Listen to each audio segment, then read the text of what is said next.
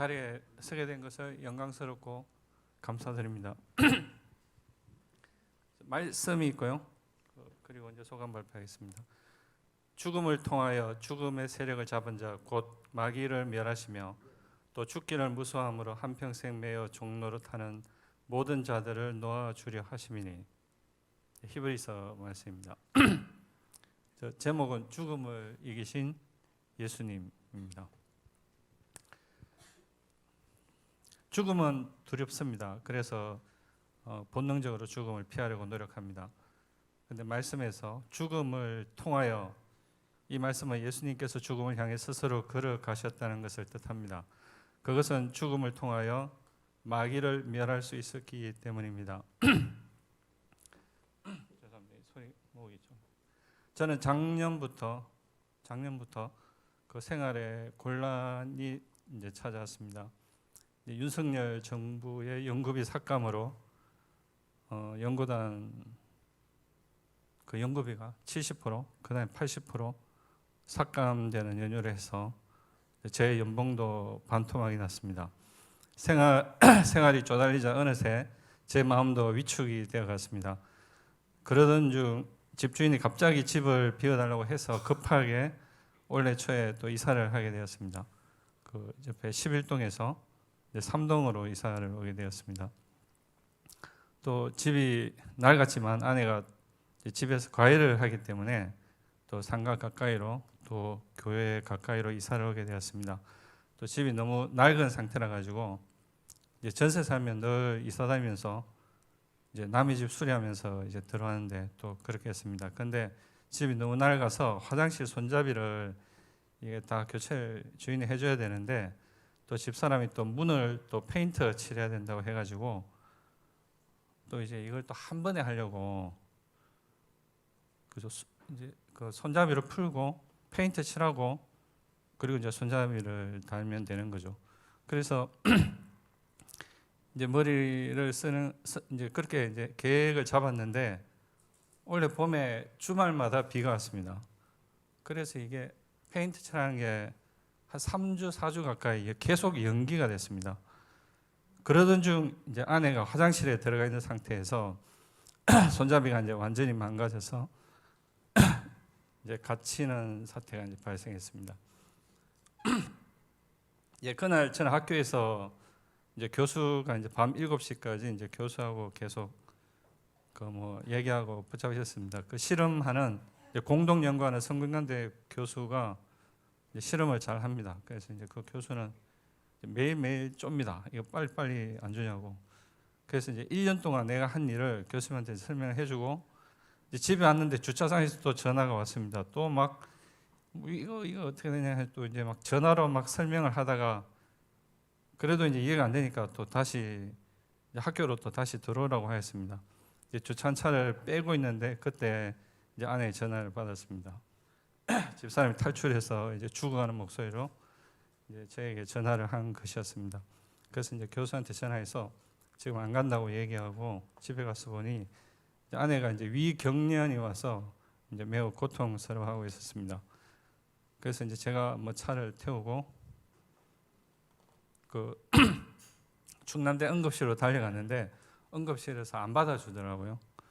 그래서 이제 응급실 뺑뺑이라는 것을 이제 처음 경험을 해보게 되었습니다.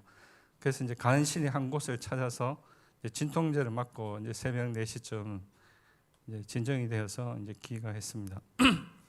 이제 이렇게 돌아다니는 시간 동안에 저는 또 이제 막 원인 분석을 막 하죠. 이제 그러면서 이제 분노가 일어났습니다. 네이처지에 논문 한번 내보려고 성균관대 교수에게 쩔쩔매는 교수와 또 그 밑에서 눈치 보며 살아가는 내 모습, 죽기를 무서함으로 한평생 매어 종노릇하는 내 모습에 화가 치밀어 오르며 이렇게 살다가 죽으면 이거 뭐라고 표현해야 될지 모르겠는데 이제 속된 말로 이제 완전 뭐 개죽음이다 이런 표현을 하죠. 이제 이렇게 살다 죽으면 완전 개죽음이다 이런 생각이 들었습니다. 그리고 먼저 하나님이 일을 해야겠다는 생각이 들었습니다. 하나님을 믿고 내가 무엇을 할 것인가, 무엇을 할 수 있는가 고민하기 시작했습니다. 그래서 무슨 일이든지 버려야겠다고 생각해서 이제 목사님께 영어 성경 공부 모임을 만들겠다고 이제 문자를 보냈습니다. 그런데 요일 잡기가 쉽지 않았습니다. 하염없이 길어지는 연구실 그룹 미팅, 요일도 왔다 갔다 하고 요일 잡기가 쉽지 않았습니다. 그 장원 목사님과 의논 끝에 금요일로 잡고, 이제 만일 그룹 미팅이 길어지면 나는 더 중요한 미팅이 있어서 먼저 나가보겠습니다 하고 교회로 가기로 마음에 작심을 하고 영어 성경 공부 모임을 시작했습니다. 이렇게 시작한 성경 공부 모임이 다행히 이제 지금까지 잘 유지가 되고 있어서 하나님께 감사를 드립니다. 또 하나님을 믿고 무엇을 할 것인가 하는 고민을 계속되었습니다. 뭔가 하려면 사람들이 모여야 하고, 그렇게 믿는 사람들이 모이면 그것이 바로 교회가 되는데, 결국 답은 이제 교회에 있다는 결론이 나올 수밖에 없었습니다. 그러던 차에 이제 교회에서 노아의 경주 이제 공부 모임에 있어서 이제 참석하게 되었습니다. 처음에 저는 이제 옛날에 선교에 있었으니까 교회에서 하는 성경 공부 수준이 하면서 이제 별 기대 없이 이제 참석했습니다. 별 기대 없이 시작했는데 그 책에 굉장히 깊이 있는 내용들을 다루고 있었습니다. 그 책 내용이 교회와 하나님 나라에 대한 얘기였습니다. 교회에 관한 많은 얘기가 있었고, 또 제가 고민하는 것들에 대한 답이 적혀 있었습니다. 그래서 노아의 경주 공부 시간이 매우 좋았습니다. 또 함께 참석하는 형제 자매들이 진심으로 같이 공부하고 있어서 정말 좋았습니다. 그래서 이제 한 주 생활은 이제 교회를 중심으로 돌아갑니다. 전에는 주일 예배 시간이 되면 시간 맞춰서 교회 가는 게 일이었는데, 이제는 한 주가 화요일, 금요일, 주일 등 형제들이 모이는 시간에 맞춰서 돌아갑니다. 일을 하다가 지치면 교회 언제 가나 하고 시간을 계산하기도 하고, 또 그러면 또 힘이 나서 또 열심히 또 연구를 할 수 있었습니다. 주님 안에서 형제들과 함께하는 것이 재미있고 즐거웠습니다. 지난주에는 그 연구비 삭감된 그 과제 단계 평가를 위해서 이제 한국 연구재단 가서 이제 그 발표 과제 결과 발표를 해야 되는데, 이제 그것 때문에 이제 주말에도 계속 출근해서 교수와 이제 그 발표 준비를 하였습니다. 돌아오는 길에 카이스트 다리 위에서 멈춰 있는데 교회 십자가를 보며 잠깐 생각에 빠졌습니다. 이렇게 열심히 일하는 게 결국은 이제 먹고 사는 것뿐인데, 결국 남는 것은 이제 배설물 뿐이라, 이제 이런 생각을 하였습니다. 또 이것을 간파한 사도 바울의 통찰력에 감탄하면서 내가 교수와 같은 세상적인 안정된 지위는 없지만 오히려 영원히 남아있을 하나님 나라의 일을 하게 된 것이 참으로 다행이라는 생각을 들었습니다. 또 이러한 생각을 하고 있는 내 자신이 굉장히 경이로웠습니다. 저도 저렇게 열심히 공부하고 인생이 잘 풀렸으면 저도 저렇게 교수 되어서 살고 있었을 텐데, 제가 이러한 지혜를 갖고 영원한 하나님 나라를 생각하며 하나님의 일을 하게 된 것이 참으로 하나님의 은혜고 감사하게 생각이 되었습니다. 저는 학생 시절에 정욕과 망상으로 또 세상에서 실패했을 때 저를 찾아오시고 저를 다시 살게 하신 하나님의 큰 은혜를 입었고, 또 하나님 역사를 위해서 목숨을 던지기도 하였습니다. 그러나 어느새 세상살이에 마음이 쪼그라들고 죽음이 무서워 매어 종노릇하는 삶을 살고 있는 저에게 다시금 찾아오사 제 영의 생명을 소생시키시고 이제 영원히 존재하는 하나님 나라를 위해서 살게 하시는 하나님께 이 감사의 글을 드립니다. 제가 남은 생을 마음을 다해서 교회와 하나님 나라와 그의 의를 위하여 살아갈 수 있기를 기도드립니다. 아멘. 말씀을 먼저 읽고 저의 간증을 시작해 보도록 하겠습니다. 저는 시편 37편 5, 6절 말씀입니다. 내 길을 여호와께 맡기라. 그를 의지하면 그가 이루시고 내 빛을 빛같이 나타내시며 내 공의를 정오의 빛같이 하시리로다. 제 간증문 제목은 주일 예배의 자리를 지켜주신 하나님으로 정했습니다. 엄청 떨리는데. 네, 저는 제 삶의 이야기를 다 아셔가지고 좀 재미가 없을 수도 있는데 하나님의 은혜를 덧붙여서 제가 간증을 하도록 하겠습니다. 저는 3교대 간호사를 하면서 매주 주일 성수를 어떻게 할 수 있는지 나누려고 합니다. 저는 어렸을 때부터 지금까지 한 교회에서 자라왔고 올해 29살이 되었습니다. 어릴 때부터 제가 부모님께 배워온 신앙생활은 예수님과 교회가 제 삶의 중심이 되는 것이었습니다. 그렇게 계속 자라다 보니 주일을 지키는 것이 제 삶에 당연하게 되었습니다. 목사님 말씀하신 것처럼 저는 대학교 2번을 나왔는데요. 첫 번째 대학교를 졸업하고 소아과에서 3년 정도 일을 하다가 25살에 두 번째 대학교를 입학했습니다. 처음에는 대학교 2번 다니는 게 뭐 별거 아니겠지 하면서 간호학과를 입학했는데 엄청 별거더라고요. 그래가지고 4년 동안 계속 자퇴해버릴까 이렇게 하고 생각한 적이 여러 번 있었는데 어느새 졸업을 앞두고 있었습니다. 4년을 열심히 다니고 국가고시까지 합격해서 간호사 자격증을 따서 이제 취업만 남았다고 생각하고 병원에 여기저기 입사원서를 엄청 넣었는데요. 제가 졸업했을 때 의사 파업이 엄청 심해가지고 입사가 엄청 안 됐어요. 제가 사실 입사원서를 16개를 넣었거든요. 그래서 막 자기소개서도 엄청 쓰고 면접도 엄청 보러 다니고 했었는데 다 떨어지고 했는데 제가 넣은 병원 중 하나는 집을 나가고 싶어가지고 제주도에 한라병원에 원서를 넣었어요. 그래서 비행기 타고 가서 면접까지 보고 오고 인성 면접이랑 서류 면접 다 붙어가지고 최종 합격까지 돼가지고 이제 집을 떠나게 돼서 너무 즐거웠는데 사실 이제 입사를 하려고 생각하니까 좀 설레기보다 좀 불안하고 갑자기 제주도 혼자 가게 된다고 생각하니까 좀 무섭더라고요. 그래서 입사를 취소하겠다고 했습니다. 그래서 이제 이후에 이제 대전에서 다니려고 병원을 알아봤는데 다른 병원들은 이제 다 시기가 지나고 해서 센텀을 봤는데 거긴 간호사로 뽑지도 그 공고도 없더라고요. 그래서 그냥 냅다 전화해가지고 다니고 싶다고 해가지고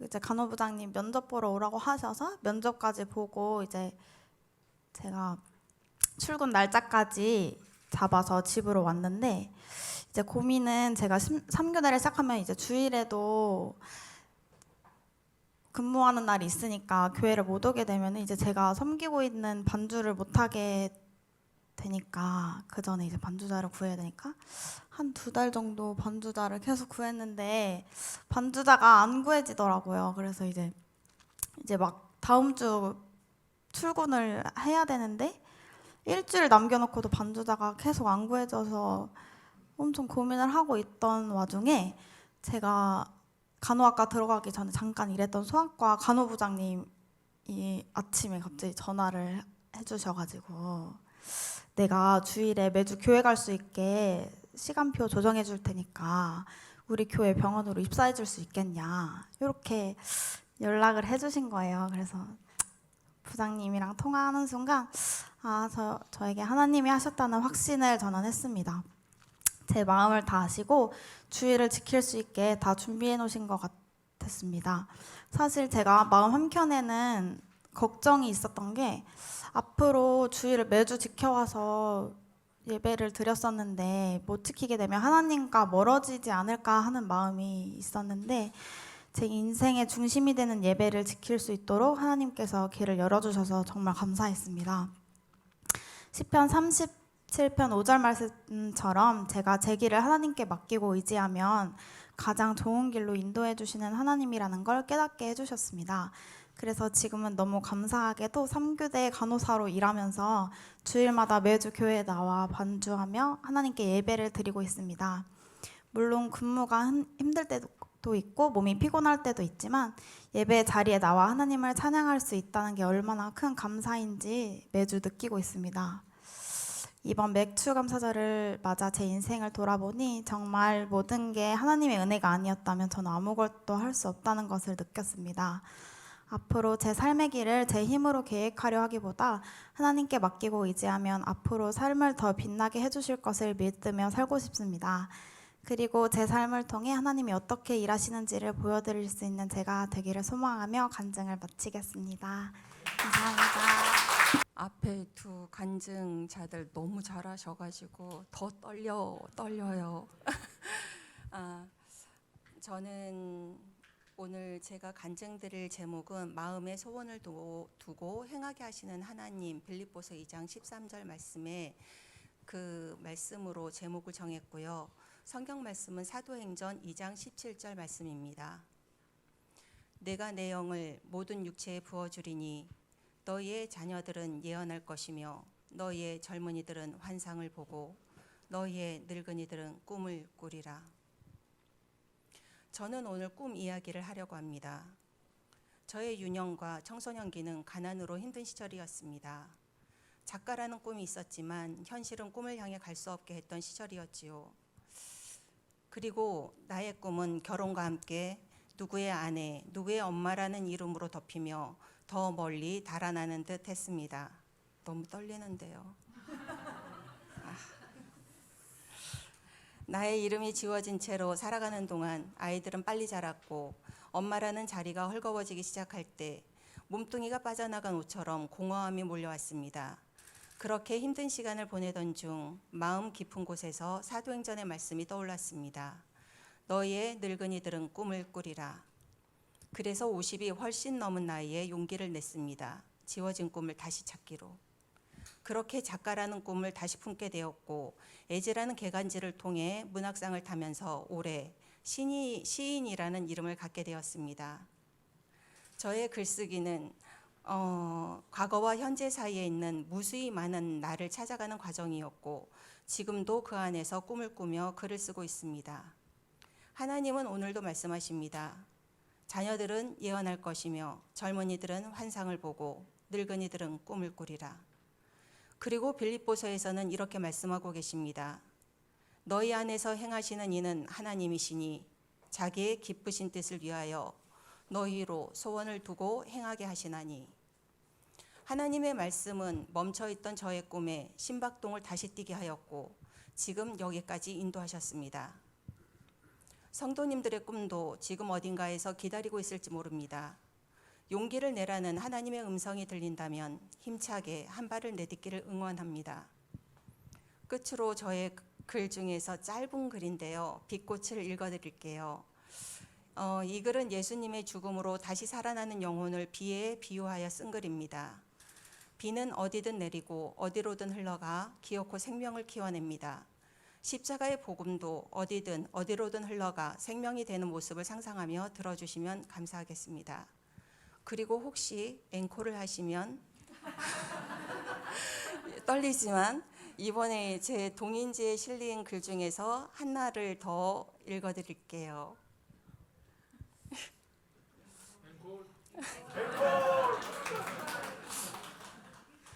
빛꽃 잎사귀도 없이 곱게 뻗은 줄기 땅에 곤두박질 치고서야 꽃을 피운다. 죽어야 산다는 말 이제 알 것도 같은데 토독토독 꽃봉오리 벌어지는 저 소리. 네, 이거는 빛꽃이고요.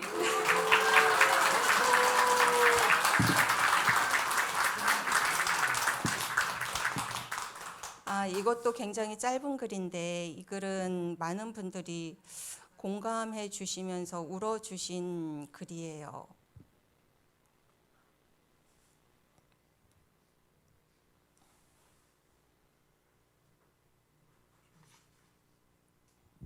안 읽을게요.